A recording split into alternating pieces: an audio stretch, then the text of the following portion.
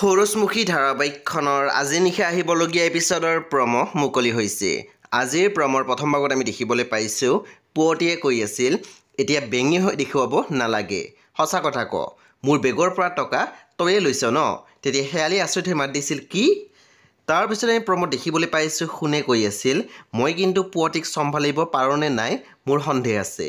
তোৰ কথাটো অলপ শুনে, মোৰ যে একেবাৰে নুশুনে।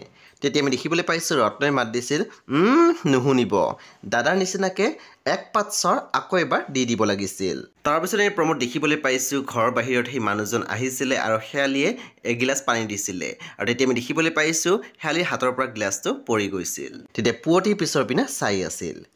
সেই বন্ধু বান্ধৱীসকল, আজি নিশা ৮ বজাত ৰং টিভিত আহিবলগীয়া সূৰুজমুখী ধাৰাবাহিকখন খুবেই বেছি ইণ্টাৰেষ্টিং হ'বলৈ গৈ আছে। সেই আপোনালোকে চাবলৈ একেবাৰে নাপাহৰিব।